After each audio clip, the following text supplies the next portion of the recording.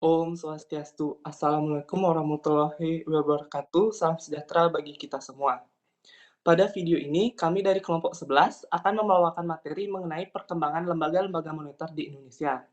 Adapun anggota kelompok kami, saya sendiri Nyoman Ngurah Wiranata Giri dengan NIM akhir 231, serta rekan saya Imadi Oka Wirajaya dengan NIM akhir 247 dan Igede Wahyu Indrayana dengan NIM akhir 261. Berikut merupakan topik pembahasan dalam materi kali ini. Yang pertama, pengertian bank. Yang kedua, pengertian dan ruang lingkup bank umum. Yang ketiga, pengertian dan ruang lingkup bank perkreditan rakyat atau BPR. Dan yang keempat, sumber-sumber dana bank. Baik, untuk mempersingkat waktu, saya akan langsung mulai pembahasan materi yang pertama. Pengertian bank. Secara etimologi, bank berasal dari bahasa Italia yaitu banca atau yang berarti bangku. Bangku di sini dimaksudkan sebagai meja operasional para banker zaman dahulu dalam melayani seluruh nasabahnya. Istilah bangku ini kemudian menjadi populer dengan nama bank. Adapun kemudian menurut Kamus Besar Bahasa Indonesia atau KBBI, definisi bank adalah sebuah lembaga intermediasi keuangan yang umumnya didirikan dengan kewenangan untuk menerima simpanan uang, peminjaman uang, dan menerbitkan promes atau banknote. Sementara menurut Undang-Undang RI Nomor 10 Tahun 1998, tanggal 10 Tahun 1998 tentang perbankan, di mana pasal 1 ayat 2 disebutkan bahwa bank adalah badan usaha yang menghimpun dana dari masyarakat dalam bentuk simpanan dan menyalurkan kepada masyarakat dalam bentuk kredit dan atau bentuk-bentuk lainnya dengan tujuan untuk meningkatkan taraf hidup orang banyak.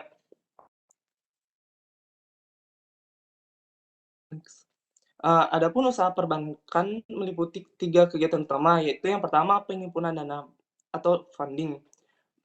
Di sini adalah bank menghimpun dana dari masyarakat dalam bentuk simpanan. Masyarakat mempercayai bank sebagai tempat yang aman untuk menyimpan uang. Kemudian yang kedua, menyalurkan dana atau lending. Dalam hal ini, bank memberikan pinjaman atau kredit kepada masyarakat sebelum kredit diberikan bank terlebih dahulu menilai apakah kredit tersebut layak diberikan atau tidak. Dan yang ketiga, memberikan jasa-jasa bank lainnya atau servis, di mana jasa-jasa lainnya seperti pengiriman uang atau transfer, penagihan surat-surat berharga yang berasal dari dalam kota atau clearing, penagihan surat-surat berharga yang berasal dari luar kota dan dalam negeri, atau yang disebut inkaso, letter of credit, safe deposit box, bank garansi, banknotes, travel check, dan jasa lainnya. Bank juga memiliki fungsi sebagai yang pertama adalah agent of trust, di mana dasar utama kegiatan perbankan adalah kepercayaan atau trust, baik dalam hal penghimpunan dana maupun penyaluran dana. Yang kedua, agent of development. Kegiatan perekonomian masyarakat di sektor moneter dan sektor real tidak dapat dipisahkan. Kegiatan bank berupa penghimpunan dana penyaluran dana saat diperlukan bagi lancarnya kegiatan perekonomian di sektor real. Dan yang ketiga, fungsi sebagai agent of service, di mana selain penyaluran dana, bank juga memberikan penawaran jasa perbankan yang lain kepada masyarakat. Jasa ini yang ditawarkan berkaitan erat dengan kegiatan perekonomian masyarakat secara umum. Next. Adapun jenis-jenis bank menurut fungsinya, yang pertama bank sentral. Bank sentral pada umumnya adalah sebuah instansi yang bertanggung jawab atas kebijakan moneter di wilayah negara tersebut. Fungsi dan peran bank sentral berusaha untuk menjaga stabilitas nilai mata uang, stabilitas sektor perbankan, dan sistem finansial secara keseluruhan. Di Indonesia, fungsi bank sentral sendiri diselenggarakan oleh Bank Indonesia atau BI. Yang kedua, bank umum. Bank umum adalah bank yang melaksanakan kegiatan usaha secara konvensional atau berdasarkan prinsip syariah yang dalam kegiatannya memberikan jasa dan lalu lintas pembayaran. Sifat jasa yang diberikan adalah umum dalam arti memberikan seluruh jasa perbankan yang ada. Yang ketiga, bank perkreditan rakyat. Bank perkreditan rakyat sendiri dalam kegiatannya tidak memberikan jasa dalam lalu lintas pembayaran. Kegiatan BPR ini jauh lebih sempit jika dibandingkan dengan kegiatan umum, karena BPR sendiri dilarang menerima simpanan giro, simpanan falas, dan perasuransian seperti yang dilakukan jenis bank umum. Adapun jenis-jenis bank berdasarkan kepemilikannya, yang pertama adalah bank pemerintah. Bank pemerintah adalah bank yang sebagian atau seluruh sahamnya dimiliki oleh pemerintah Indonesia. Contohnya seperti Bank Mandiri, Bank Negara Indonesia BNI, Bank Rakyat Indonesia BRI, dan Bank Tabungan Negara BTN. Yang kedua, bank campuran. Bank campuran adalah jenis yang kepemilikan sahamnya dimiliki antara pihak asing dan pihak swasta nasional. Saham bank ini sebagian besar dimiliki oleh warga negara Indonesia, namun sebagian juga dimiliki oleh pihak asing. Contohnya seperti Bank ENS Indonesia, Bank Commonwealth, Bank BNP Paribas Indonesia, dan Bank Kapital Indonesia. Yang ketiga, bank asing. Bank asing sendiri merupakan cabang dari bank yang ada di luar negeri, baik milik swasta asing atau pemerintah negara asing. Contohnya seperti Bank of America, Bangkok Bank, Bank of China, Citibank, HSBC, dan Deutsche Bank. Yang keempat, bank swasta nasional. Bank swasta nasional sendiri bank yang dimana sebagian besar sahamnya dimiliki oleh swasta nasional serta akte pendiriannya juga didirikan oleh swasta. Bank swasta sendiri dibedakan menjadi dua, yaitu bank swasta nasional devisa dan bank swasta nasional non-devisa. Contohnya adalah Bank Muamalat, Bank BCA, Bank Danamon, dan lain sebagainya. Dan yang terakhir adalah bank koperasi. Bank milik koperasi inilah jenis kepemilikan sahamnya yang dimiliki oleh perusahaan berbadan hukum koperasi. Contohnya seperti Bank Umum Koperasi Indonesia. Next. Adapun jenis-jenis bank berdasarkan kegiatan operasionalnya, yang pertama adalah bank konvensional. Bank konvensional sendiri adalah jenis bank yang melaksanakan kegiatan usaha secara konvensional, yang dalam kegiatannya memberikan jasa dalam lalu lintas pembayaran secara umum berdasarkan prosedur dan ketentuan yang telah ditetapkan. Dan yang kedua, bank syariah. Bank syariah merupakan jenis perbankan yang segala sesuatunya menyangkut tentang bank syariah, dan unit usaha syariah mencakup pelembagaan kegiatan usaha serta cara dan proses dalam melaksanakannya berkaitan dengan bank syariah. Kemudian jenis-jenis bank berdasarkan bentuk badan usaha, yang pertama bank berbentuk koperasi. Bank jenis ini merupakan bank yang memiliki badan usaha berbentuk koperasi mulai dari segala struktur dan susunan organisasinya. Yang kedua, bank berbentuk perusahaan perseorangan. Bank ini bank yang memiliki badan usaha berbentuk perusahaan perseorangan. Yang ketiga, bank berbentuk perseroan terbatas atau PT. Bank jenis ini memiliki badan usaha di mana segala strukturnya dan susunan organisasinya seperti sebuah perseroan terbatas pada umumnya.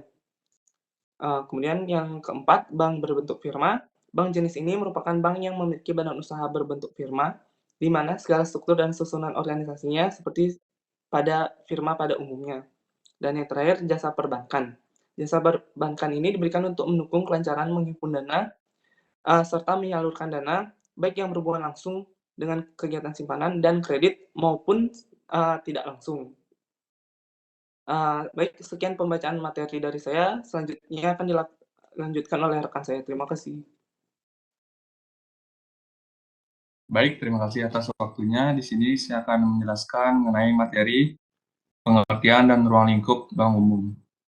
Jadi bank umum adalah bank yang menjalankan kegiatan usaha secara konvensional ataupun juga berlandaskan nilai-nilai syariah. Tugas bank umum dalam menjalankan kegiatannya adalah menghimpun dana dari masyarakat, memberikan kredit, serta menerima pembayaran.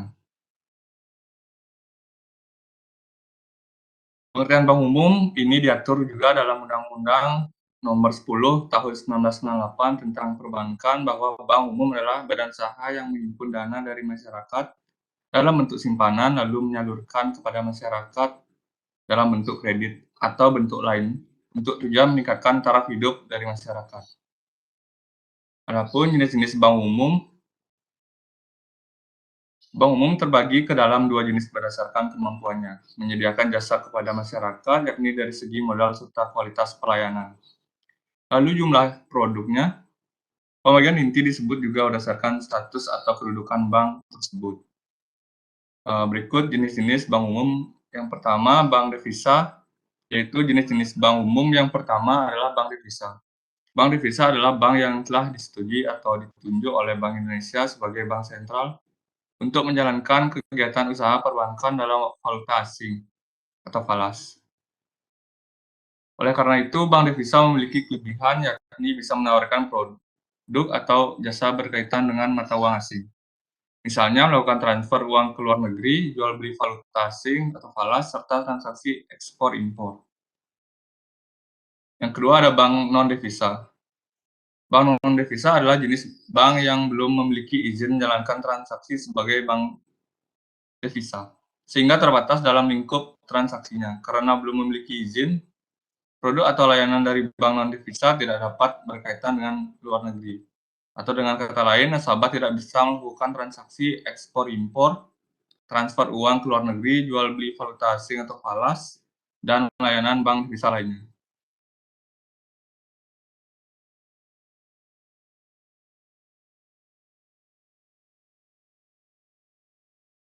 Selanjutnya ada fungsi dan tugas bank umum.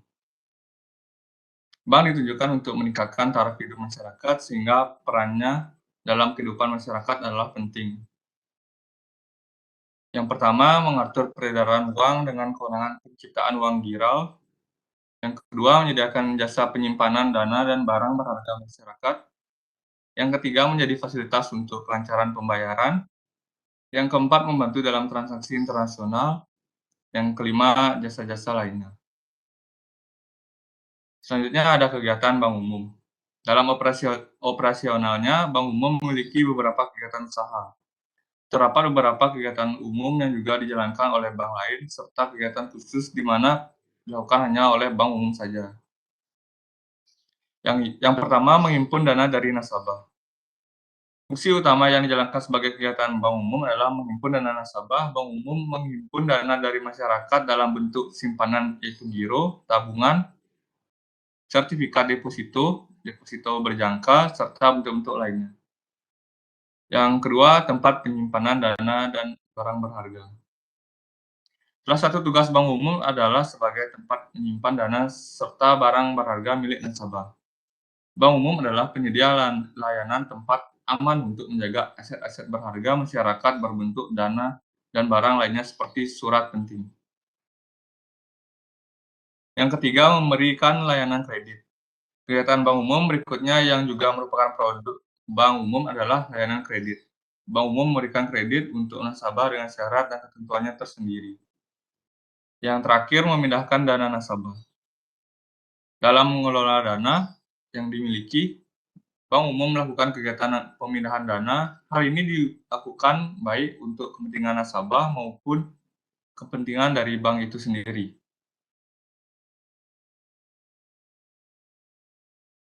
Selanjutnya, saya akan menjelaskan mengenai pengertian dan ruang lingkup Bank Perkreditan Rakyat atau BPR. Bank Perkreditan Rakyat atau BPR adalah bank yang melaksanakan kegiatan usaha secara konvensional atau berdasarkan prinsip syariah yang dalam kegiatannya tidak memberikan jasa dalam lalu lintas pembayaran. Kegiatan BPR jauh lebih sempit jika dibandingkan dengan kegiatan bank umum karena BPR dilarang menerima simpanan giro, kegiatan falas, dan perasuransian. Berikut usaha yang dapat dilaksanakan oleh Bank Perkreditan Rakyat. Yang pertama, menghimpun dana dari masyarakat dalam bentuk simpanan berupa deposito berjangka, tabungan, dan atau bentuk lainnya yang dipersamakan dengan itu. Yang kedua, memberikan kredit. Yang ketiga, menyediakan pembiayaan dan penempatan dana berdasarkan prinsip syariah sesuai dengan ketentuan yang ditetapkan oleh Bank Indonesia. Yang keempat, menempatkan dananya dalam bentuk sertifikat Bank Indonesia, SBI, deposito berjangka, sertifikat deposito, dan atau tabungan pada bank lain.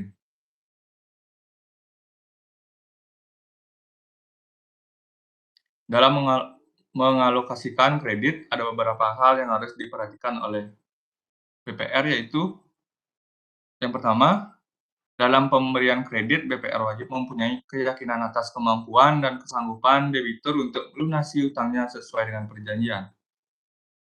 Yang kedua, dalam memberikan kredit, BPR wajib memenuhi ketentuan Bank Indonesia mengenai batas maksimum pemberian kredit, pemberian jaminan, atau hal lain yang serupa yang dapat dilakukan oleh BPR kepada peminjam atau sekelompok peminjam yang terkait, termasuk kepada perusahaan-perusahaan dalam kelompok yang sama dengan BPR tersebut.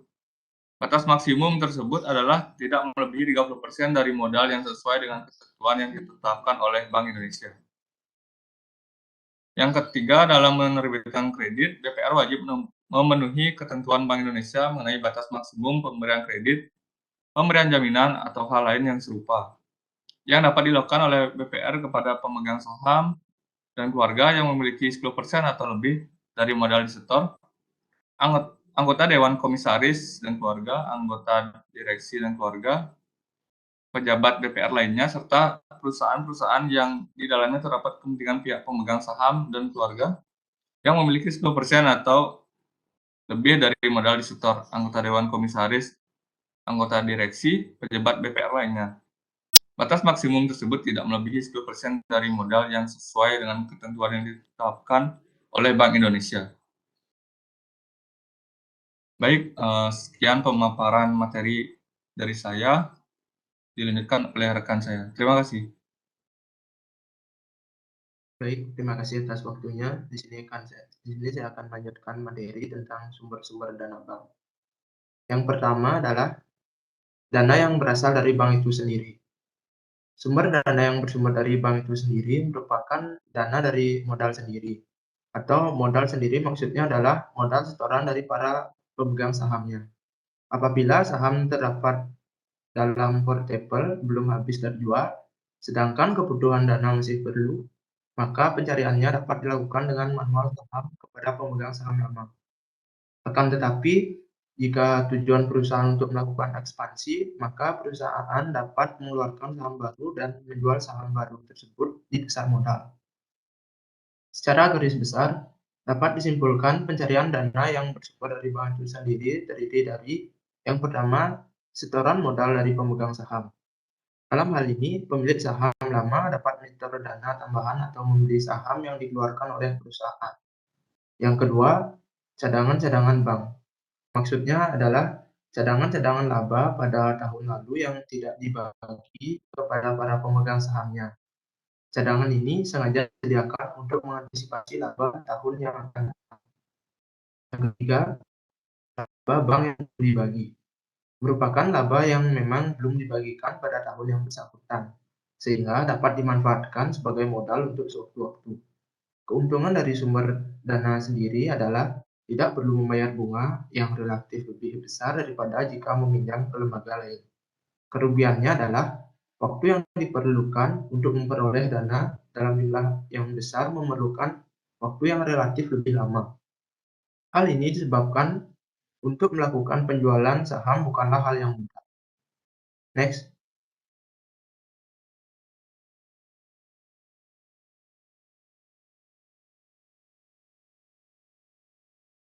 Yang kedua adalah dana yang berasal dari masyarakat atau produk funding. Sumber dana ini merupakan sumber dana terpenting bagi kegiatan operasi suatu bank dan merupakan ukuran keberhasilan bank jika mampu membiayai operasinya dari sumber dana ini. Pencarian dana dari sumber ini relatif paling mudah jika dibandingkan dengan sumber-sumber lain. Pencarian dana dari dana ini paling dominan asal dapat memberikan bunga dan fasilitas menarik lainnya. Menarik dana dari sumber ini tidak terlalu sulit, akan tetapi pencarian dari sumber dana ini relatif lebih mahal jika dibandingkan dari dana sendiri. Pentingnya sumber dana dari masyarakat luas disebabkan sumber dana dari masyarakat luas merupakan sumber dana yang paling utama bagi bank. Sumber dana yang juga disebut sumber dari dana pihak ketiga ini, di samping mudah mencarinya juga tersedia banyak di masyarakat. Kemudian persyaratan untuk mencarinya juga tidak sulit. Untuk memperoleh sumber dana dari masyarakat luas, bank dapat menawarkan berbagai jenis simpanan, pembagian jenis simpanan ke dalam beberapa jenis yang dimaksud agar para nasabah menyimpan mempunyai banyak pilihan sesuai dengan tujuan masing-masing. Setiap pilihan mempunyai pertimbangan tertentu dan adanya suatu pengharapan yang ingin diperolehnya. Pengharapan yang ingin diperoleh dapat berupa keuntungan, kemudahan, atau keamanan uang atau kesemuanya. Sebagai contoh, tujuan utama penyimpan uang dalam bentuk rekening giro adalah untuk kemudahan dalam melakukan pembayaran, terutama bagi mereka yang bergelut dalam bisnis dan biasanya pemegang rekening giro tidak begitu memperhatikan masalah besar kecil bunga yang akan diterimanya. Sedangkan bagi mereka yang menyimpan uangnya dalam rekening tabungan, di samping kemudahan untuk mengambil uangnya, jika ada pengharapan bunga yang lebih besar jika dibandingkan dengan rekening giro. Kemudian, Tujuan menyimpan uangnya di rekening deposito tentu mengharapkan penghasilan dari bunga yang lebih besar. Hal ini disebabkan bunga deposito yang diberikan kepada deposan paling tinggi jika dibandingkan dengan simpanan yang lainnya. Bagi bank, simpanan deposito merupakan dana mahal karena bunga yang diberikan ke nasabah lebih tinggi dari bunga simpanan giro atau tabungan. Secara umum, kegiatan penghimpunan dana dibagi ke dalam 3 jenis, yaitu yang pertama simpanan giro atau demand deposit, yang kedua simpanan tabungan atau saving deposit, dan yang ketiga simpanan deposito atau time deposit. Simpanan giro merupakan dana murah bagi bank karena bunga atau balas jasa yang dibayar paling murah jika dibandingkan dengan simpanan tabungan dan simpanan deposito. Sedangkan simpanan tabungan dan simpanan deposito disebut dana mahal. Hal ini disebabkan bunga yang dibayar kepada pemegang relatif lebih tinggi jika dibandingkan dengan jasa giro. Next.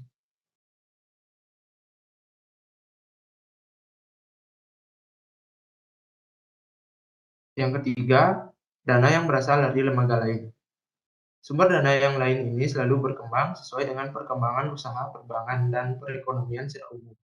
Sumber-sumber tersebut antara lain, yang pertama terdapat setoran jaminan, merupakan sejumlah dana yang wajib diserahkan oleh nasabah yang menerima jasa-jasa tertentu dari bank. Dengan adanya setoran jaminan, nasabah diharapkan mempunyai komitmen untuk berperilaku positif sehingga kemudian hari bank tidak harus mengalami kerugian karena menanggung risiko yang timbul. Setoran jaminan juga dibutuhkan sebagai dana untuk menutup sebagian kerugian bank yang mungkin timbul akibat terjadinya risiko. Jasa-jasa yang biasanya memerlukan setoran jaminan adalah letter of credit atau LC dan bank garansi atau BG. Yang kedua, ada dana transfer. Salah satu jasa yang diberikan bank adalah pemindahan dana. Pemindahan dana bisa berupa pemindahan bukuan antar rekening dari uang tunai ke suatu rekening atau dari suatu rekening untuk kemudian ditarik ke tunai. Sumber dana transfer ini ditarik oleh penerima transfer atau selama masih mengendap di bank. Dana ini dapat digunakan untuk bank untuk mendanai kegiatan usahanya. Yang ketiga, surat berharga pasar uang. Sebagai salah satu instrumen yang dipergunakan pihak bank untuk menghimpun dana, SPBU merupakan surat berharga jangka pendek untuk diperjualbelikan dengan cara diskonto oleh Bank Indonesia. Yang keempat, diskonto Bank Indonesia. Fasilitas diskonto adalah penyediaan dana jangka pendek oleh BI dengan cara pembelian promes atau diterbitkan oleh bank-bank atas dasar diskonto. Fasilitas diskonto ini merupakan upaya terakhir bank dan merupakan bantuan bank sentral sebagai lender of last resort. Fasilitas diskonto ini dibagi menjadi dua, yaitu fasilitas diskonto yang diberikan dalam rangka memperlancar pengaturan dan bank sehari-hari, dan fasilitas diskonto yang diberikan untuk memudahkan bank dalam menanggulangi kesulitan pendanaan. Yang kelima, kredit likuiditas dari Bank Indonesia. Merupakan kredit yang diberikan Bank Indonesia kepada bank-bank yang mengalami kesulitan likuiditasnya. Kredit likuiditas ini juga diberikan kepada pembiayaan sektor-sektor tertentu. Dan yang keenam, pinjaman antar bank. Pinjaman antar bank biasanya diberikan kepada bank-bank yang mengalami kalah keliling di dalam lembaga clearing. Pinjaman ini bersifat jangka pendek dengan bunga yang relatif tinggi. Pinjaman antar bank lebih dikenal nama call money. Yang ketujuh, yang terakhir, pinjaman dari bank-bank luar negeri. Merupakan pinjaman yang diperoleh oleh perbankan dari pihak luar negeri, misalnya seperti pinjaman dari Bank Singapura, Amerika Serikat, atau di negara-negara Eropa lainnya. Baik, sekian dari presentasi dari kelompok kami. Jika ada salah kata yang disengaja maupun tidak disengaja, kami mohon dimaafkan. Akhir kata, saya ucapkan terima kasih dan Om Santi Om.